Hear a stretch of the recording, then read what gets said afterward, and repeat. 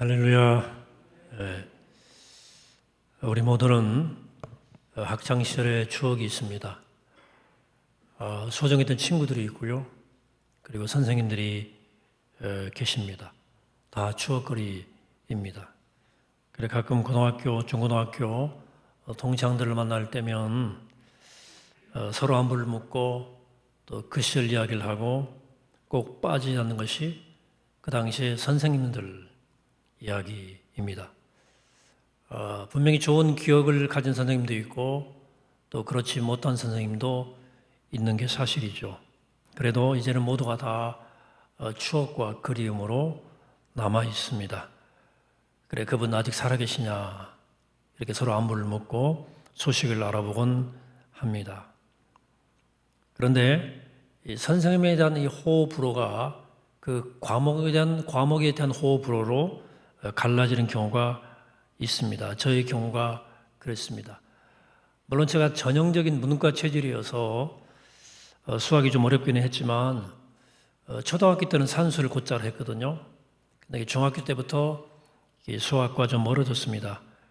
당시에 수학 선생님 공로가 컸습니다. 제가 그 선생님 얘기를 언젠가 한번 말씀드린 기억이 납니다.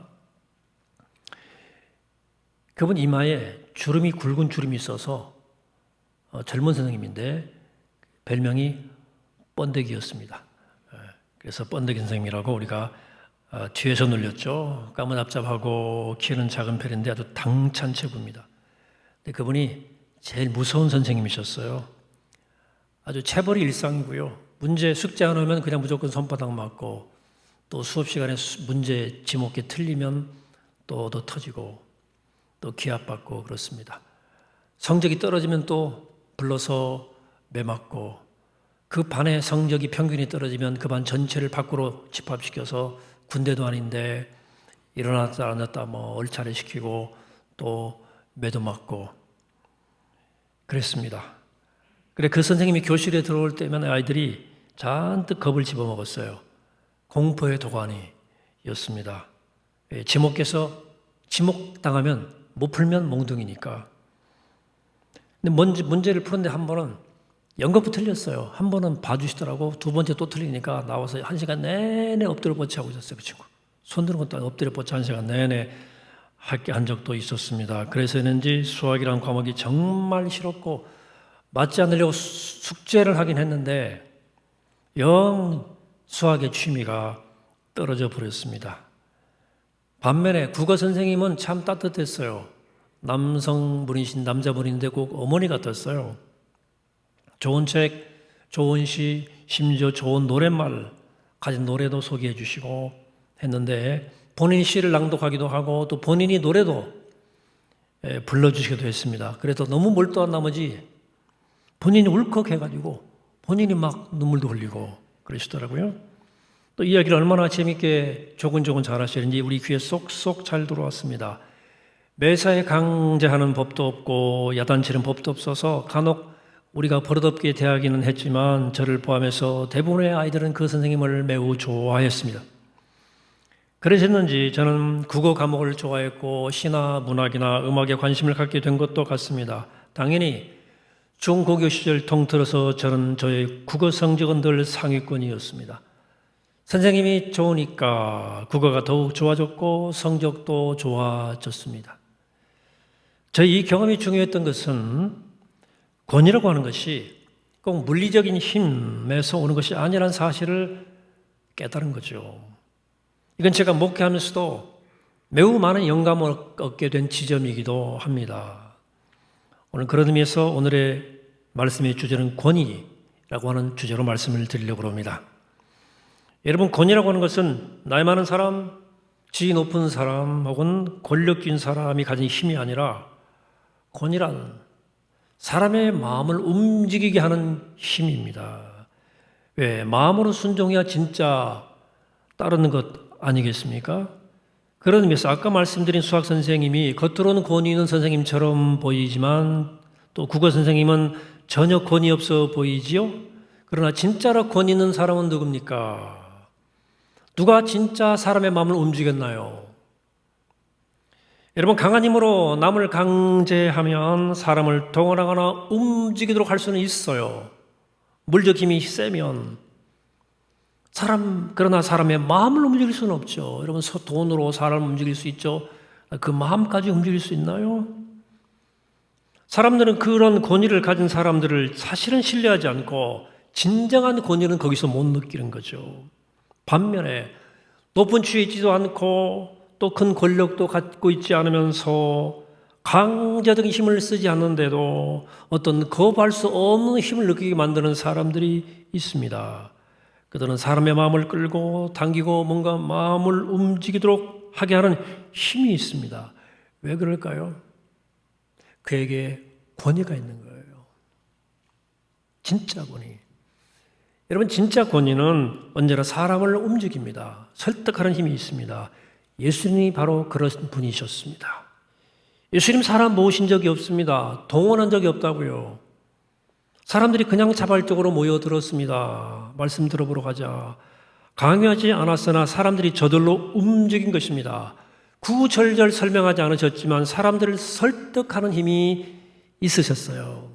예수님은 진정한 권위를 가지신 분이셨습니다. 오늘 본문이 그 점을 우리에게 잘 보여주고 있습니다. 21절입니다. 그들이 가버나움에 들어가니라. 예수께서 곧 안식일에 회당에 들어가 가르치심에 무사람이 그의 교훈에 놀라니 이는 그가 가르치는 것이 권위 있는 자와 같고 서기관들과 같지 아니함일러라 돼 있어요. 우리가 아는 것처럼 율법학자와 서기관들은 그 당시 사회가 부여하는 지위 때문에 어떤 힘과 권력을 가지고 있었습니다. 하지만 사람들은 그들에게서 진정한 권위를 느끼지는 못했습니다. 그들은 언제나 율법의 규정과 규율들에 대해서 가르쳤고 그것을 사람들 앞에서 줄줄줄 외우기를 좋아했어요. 율법전서 외우는 것처럼. 의복도 거룩하게 잘 차려입었고 기도 또한 청산유수였고 또 언제나 시간 맞춰 딱딱 기도했고 특별히 사람들이 많이 모인 곳에서는 더욱더 거창하고 거룩하게 기도했습니다. 그들은 율법에 정통했고 자신들이 정통한 그 율법을 잣대 삼아서 사람들을 판단했고 그 판단에 이의를 제기하지 못하도록 스스로에게 권위를 부여했어요. 그러나 사람들은 그들에게서 진정한 권위를 느끼지 못했습니다. 말하자면 그들은 권위적이었지만 진짜 권위가 전혀 없었던 것입니다. 그러나 예수님은 달랐습니다. 사람들은 예수님에게 묘한 끌림을 느꼈고 그 끌림 때문에 그분이 하실 말씀에 귀를 기울였습니다. 예수님에게는 사람을 끌는 힘, 사람을 움직이게 하는 힘이 있었습니다. 그리고 그것이 바로 진정한 권위의 특징이었습니다. 그렇다면 사람들은 왜 예수님에게 권위를 느꼈을까요? 사람들은 어떻게 예수님의 가진 권위를 알아차고 그렇게 따라다녔을까요? 무엇이 그토록 사람들의 마음을 끌어들였을까요? 오늘 본문은 그것이 그분의 가르침 때문이었다고 설명합니다. 22절입니다. 무사람이 그의 교훈에 놀라니 이는 그가 가르치시는 것이 권위 있는 자와 같고 서기관들과 같지 아니함일러라. 그의 교훈이었다는 거죠. 그렇다면 사람들을 놀라게 했던 예수님의 그 권위 있는 가르침이란 무엇이었을까요? 아시지만 본문에서는 그 내용은 정확히 나와 있지 않아요. 이상하게도 오늘 본문은 예수님께서 권위 있는 말씀으로 사람들을 놀라게 했다고 설명을 하면서도 무엇을 가르치셨는지 어떤 말씀을 하셨는지 소개하고 있지는 않습니다. 그러니까 우리가 여전히 궁금할 수밖에 없지 않습니까? 그렇다면 예수님이 가셨던 그 권위란 어떤 것이었을까요? 해답을 찾기 위해서 오늘 본문을 다시 들여다봅니다. 그날 예수님 회당에서 사람들을 가르치셨습니다. 그런데 그날 갑자기 악한 귀신 들린 사람 하나가 툭 튀어나와서 큰 소리로 이렇게 말했습니다. 24절에서 나사렛 예수여 우리가 당신과 무슨 상관이 있나이까? 우리를 멸하려 왔나이까? 나는 당신이 누구인 줄 아노니 하나님의 거룩한 자니이다. 여기에 답이 있습니다. 우리는 이 귀신 들린 사람의 증언에서 답을 찾게 됩니다. 이 귀신 들린 사람이 한 말, 즉 당신은 하나님의 거룩한 자니이다 하는 말, 이게 답이에요. 말하자면 예수님의 가르침을 권위 있게 만든 것은 어떤 특별한 화술이나 수사학이나 어떤 가르침의 내용 아니라 예수라는 분 자체였던 거예요. 예수라는 존재 자체가 권위의 출발점이었습니다.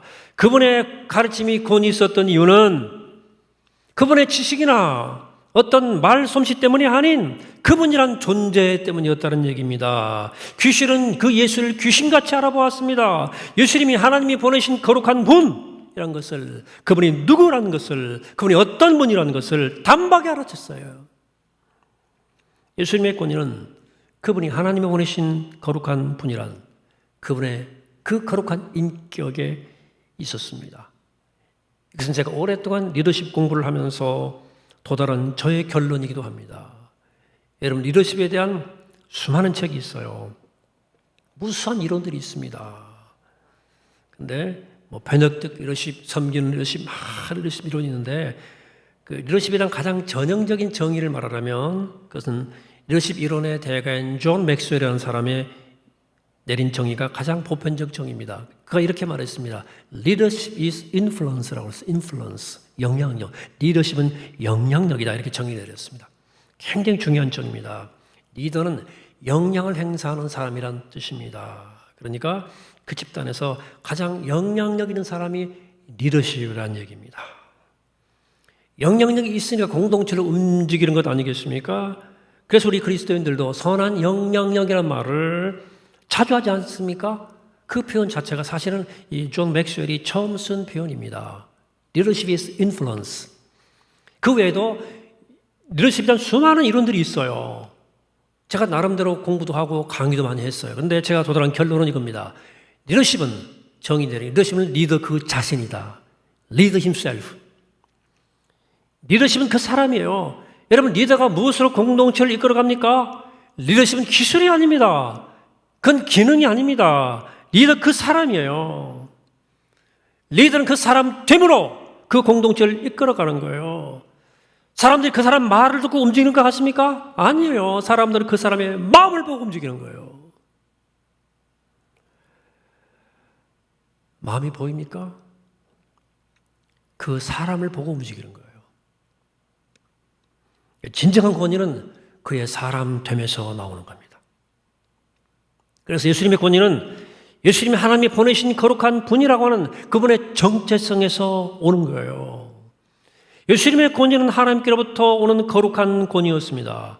그 권위의 내용은 이런 것들이죠. 유대 사회의 전통적 권위와 달랐어요. 사람들의 통념과도 완전히 달랐습니다. 그것은 율법을 가지고 사람들을 판단하고 재단하는 그런 종교적인 권위와도 달랐고 일반 권력자들이 가진 권위와도 달랐습니다. 그것은 사회에서 버림받고 배척받은 사람들을 따뜻하게 끌어안는 새로운 권위였고 세리와 죄인과 과부와 창녀를 하나님의 자녀라고 불러주는 파격적인 권위였습니다. 예수님의 권위는 당시 종교가 무가치하게 여긴 사람들, 율법이 죄인이라고 정죄한 사람들을 소중히 여기시고 가치 있다 여겨주는 권위였습니다. 하나님의 나라가 어린아이들처럼 가장 작은 자들의 것이라고 선언하는 권위였고 구원의 반열에 결코 들을 수 없다고 여겼던 이방인들을 좋은 믿음의 모델로 지시하시는 영적 권위였습니다. 하나님 말씀을 선포하고 병든 자들을 고치고 악한 귀신을 물리치는 권위, 옛 관습을 깨뜨리고 세상 권력에 도전하고 사람들을 의의 길로 인도하는 권위, 그것이 바로 예수의 권위였습니다. 그런데 예수가 이런 권위를 가진 분이란 사실보다도 더 중요한 사실이 있음을 제가 말씀드리고 싶습니다.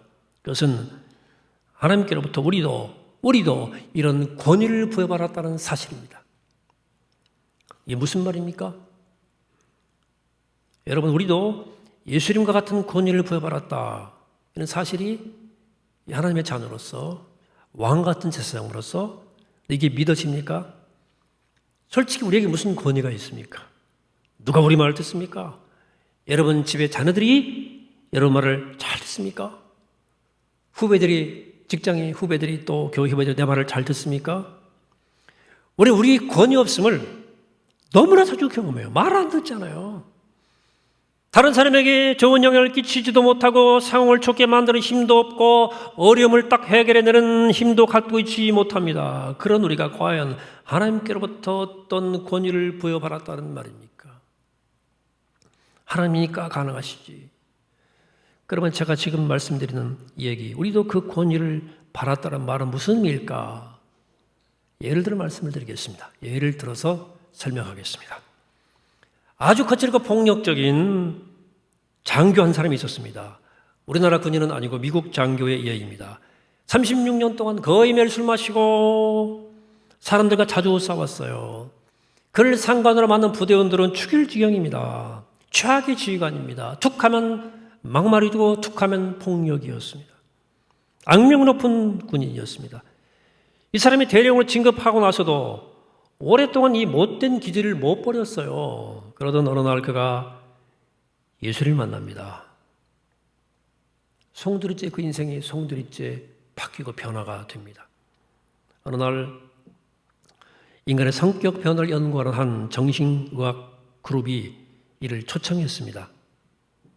그는 그 자리에서 자기가 얼마나 변했는지에 대해서 쭉 설명을 했어요. 예전에 제가 거칠었고 정말 분노를 못 참았고 폭력적이었고 이기적이었습니다. 근데 지금은 참 이렇게 온화하고 참을성 있고 남을 배려하는 사람으로 내가 변화했습니다. 이렇게 고백을 그 자리에서 했습니다. 그날 그 자리에서 어떤 자기 선입견, 즉 어린 시절에 자리 잡은 성격이 그렇게 어른 되어가지고 하루아침에 변하지 않는다는 이론을 믿고 있던 어떤 정신과 의사가 그런 이의를 제기했습니다. 아니 그 나이에 사람이 그렇게 급격히 변화한 일은 없습니다. 이렇게 얘기를 한 겁니다. 그래서 그 대령이 이렇게 대답을 합니다. 이 대답이 굉장히 의미 있는 대답이었습니다. 글쎄요, 충분히 그렇게 생각하실 수도 있겠습니다. 하지만 지금 저는 군대식으로 말하면 완전히 새로운 관리 체계 아래에 살아갑니다. 저는 예전에 복종했던 권위가 아닌 새로운 권위에 복종하고 있습니다. 그 권위는 제게 가장 높은 권위입니다. I'm under new management라고 말했습니다. 여러분 그렇습니다. 우리 삶은 어떤 내가 관리 체제 아래서 컨트롤을 당하느냐의 문제이고 어떤 권위에 복종하느냐에 달려있는 겁니다. 여러분 인생을 살면서 무엇인가를 결정할 때 여러분들의 결정을 좌우하는 권위체계가 뭐예요? 여러분 어떤 권위에 복종하고 살아가십니까? 어떤 매니지먼트 하에서 살아갑니까? 여러분 누구 말 듣고 그 일을 지금 하십니까? 여러분들이 지금 그 삶을 이끌어가는 가장 궁극적인 파워, 궁극적인 권위는 뭐냐 그 말입니다. 여러분 지금 누구의 권위를 따르십니까? 사랑하는 여러분, 혹시 여러분의 능력, 여러분들의 경험, 여러분의 인맥, 여러분들의 지혜를 따르고 있지 않습니까? 그 컨트롤 하에 있지 않습니까? 그 통제 밑에 있지 않습니까? 그런 것들이 여러분들의 권위 아니냐고요. 여러분 성공하거나 재물을 더 얻거나 권력이나 명예를 얻을 수 있다면 어떤 명령에도 따를 준비가 다 되어 있는 것 아닙니까? 그렇다면 그것이 여러분들의 결정적 권위입니다. 누군가에게 인정받고 싶은 욕망, 거절당할지 모른다는 두려움이 여러분의 삶을 좌우한다면 그것이 여러분들의 은밀한 권위입니다. 만약 우리가 권위로 삼고 있는 것들이 이런 것들이라면 비록 우리가 하나님의 자녀라 하더라도 하나님의 권위를 부여받았다 하더라도 우린 진정으로 권위 있는 삶을 못 삽니다. 여러분 내 삶을 새롭게 하고 우리 상처를 치유해주며 다른 사람에게 선한 영향력을 끼치는 능력, 즉 하나님이 우리에게 주신 진정한 권위는 위로부터 내려오는 거예요. 그 권위는 우리가 그분 앞에서 우리의 무력함을 겸손히 인정하고 우리 자신을 완벽히 하나님 앞에 복종시킬 때 비로소 우리에게 다가와서 우리의 삶에 능력이 되는 겁니다. 우리가 말씀의 권위에 순종할 때 그 말씀이 우리를 다스릴 때 우리에게 하늘의 권위가 덧입혀지는 것입니다. 우리에게 그 권위를 주시는 분을 우리가 신뢰하고 그분의 말씀에 통제 아래 그 말씀을 따라 살아간다면 하나님이 우리에게 부여하신 그 하나님의 아들, 딸의 권위가 우리 삶의 진정한 힘으로 되살아나는 것입니다. 요즘에 새벽기도 또 렉처 DB나 진도가 지금 11개 막바지거든요. 이제 다음 주일에 역대기 상이 시작됩니다. 지난 주중에는 히스기야 왕 얘기가 쭉 나왔고요. 므낫세 이야기가 쭉 나왔습니다. 므낫세가 55년 동안 통치했습니다. 12살의 왕이 되어서 55년 동안 통치했는데 최악의 통치였습니다. 아버지 히스기야가 허문 산당을 다시 세우고 바알 제단을 쌓고 아세라 목상을 세우고 일월 성실을 막 경배하고 심지어 아들을 불꽃으로 지나게 하는 인신제사를 막 드리고 점치고 사수를 행하고 신접한자 박수무당들을 막 곁에 두고 신임하고 나라가 엉망진창이 된 거죠. 그렇게 백성들이 하나님 말씀에 다 멀어져 갔습니다. 이것을 열왕기하 21장 8절은 이렇게 말씀합니다. 만일 이스라엘이 나의 모든 명령과 나의 종 모세가 명령한 모든 율법을 지켜 행하면 내가 그들의 발로 다시는 그의 조상들에게 준 땅에서 떠나 유리하지 아니하게 하리라 하셨으나 이 백성이 듣지 아니하였고 이렇게 말합니다. 백성들이 하나님 말씀을 도무지 안 들어먹었다는 거예요. 이스라엘이 하나님의 권위 앞에 복종하지 않았어요. 여러분, 왕이 하나님 말씀 안 듣는데 백성들이는 그 말씀을 듣겠습니까? 왕이 하나님의 권위에 순종하지 않는데 누가 하나님의 권위에 순종하겠으며 누가 그 왕의 권위에 복종하겠습니까? 사랑하는 여러분, 여러분들이 하나님의 권위에 순종하지 않는데 여러분들이 하나님 말씀을 그렇게 지독히 안 듣는데 여러분 자녀가 여러분 말을 듣겠습니까? 그런 일은 없습니다. 겉으로 부모를 할지라도 누가 여러분들의 권위에 복종하겠습니까? 그 자식이. 여러분이 겉으로 선생이요 선배라고 할지라도 여러분이 하나님 말씀을 듣지 않는데 누가 내 말을 듣냐고요. 여러분, 제가 하나님 말씀 순종하지 않는데 저한테 무슨 권위가 있겠습니까? 특히 요즘 교회에서 누가 목사의 권위를 무조건적으로 복종해 줍니까? 물론 지금도 가부장적으로 막 자기 마음대로 하는 분들 계시더라고. 권위적으로 갈수록 그분들 자꾸 입지가 좁아지고 있더라고요. 세상이 이렇게 발달했다고 그럴까? 그래가지고 그러므로 내가 어떤 권위 아래 있느냐가 중요해요. 내가 철저히 하나님의 권위 아래에 있을 때, 내가 철저히 하나님의 통치 아래에 머물 때 나에게 권위가 덧입혀지는 거예요. 모세가 그 거친 강에서 그 훈련 안 받은 그 수많은 백성들을 어떻게 인도했습니까? 그가 하나님의 철저히 하나님의 통치 아래에 있었기 때문입니다. 하나님과 얼굴을 대면해 본 사람이 모세 아닙니까? 여러분, 분명히 말씀드립니다. 여러분, 하나님 말씀 듣지 않으면 여러분 삶의 능력도 없고 아무도 여러분 말을 듣지 않습니다. 아무도 여러분 움직일 수가 없어요. 여러분이 하나님의 권위 아래서 그 완전한 새로운 통치 체제 아래서 살아가지 않으면 여러분 삶은 어디에도 권위는 없습니다.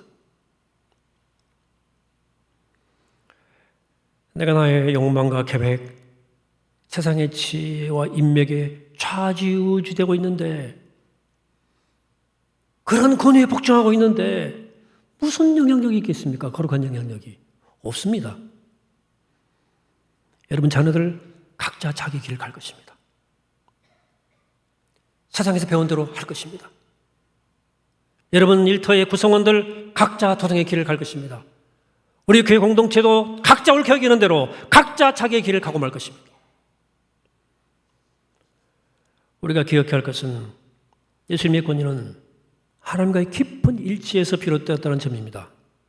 주님은 항상 하나님을 향한 사랑의 열망을 품고 살았고 하나님과 늘 연결되고자 하셨으며 늘 하나님과의 깊은 사귐 속에 머무셨습니다. 그래 주님의 기도는 내 뜻대로 마옵시고 아버지의 뜻대로 하옵소서였습니다. 주님의 권위는 거기서 나온 거예요. 그러므로 우리가 예수님 같은 권위를 갖고 살기 원한다면 우리 또한 하나님 향한 뜨거운 사랑의 가슴을 품고 하나님과의 깊은 사귐 안에서 하나님과 잇대어 살아가야 됩니다. 하나님의 권위 아래 그 권위에 복종하며 살아가야 돼요. 여러분, 사랑하는 여러분, 그러므로 하나님 말씀을 들으셔야 됩니다. 그냥 이 소리 들으라는 게 아니고 듣고 좀 순종해야 돼요. 내가 그 말씀에 붙잡혀야 돼요. 내가 그 말씀의 통제 속으로 들어가야 돼요. 이끌려 살아야 돼요. 하나님 말씀이 내 삶의 권위를 가질 수 있도록 내 삶을 통치하도록 하셔야 됩니다. 그때 우리에게도 권위가 주어지는 거예요. 사랑하는 여러분, 그러므로 우리가 주의 말씀에 마음으로 순종하며 살아서 우리 모두 예수님 같은 권위를 가지고 살아가게 되기를 바랍니다. 내 가정을, 나의 주변을 주님이 기뻐하시는 환경으로 변화시키는 전혀 새로운 권위가 우리 모두의 삶 속에 드러나게 되기를 축복합니다. 그래야 내 삶의 자리에서 내가 진정한 권위자로 살아가고 하나님이 기뻐하는 리더십으로 살아가는 우리 모두가 되기를 이 아침에 주의 이름으로 간절히 축원합니다. 기도하겠습니다. 그러고 하신 하나님, 오늘 주님의 권위를 배우게 하시옵소서. 인자한 말을 가지고 삶을 감화시키며 하나님의 통치 아래 머물면서 하늘의 권위를 덧입어 예수 그리스도의 권위로 세상을 변화시키는 선한 영향력의 사람 되게 하시고 하늘의 권위를 덧입는 하나님의 자녀, 거룩한 세상 될 수 있도록 우리 모두를 축복해 주시고 이 말씀으로 우리 모두를 새롭게 하여 주옵소서. 감사드리옵고 예수 그리스도의 이름으로 기도하옵나이다. 아멘.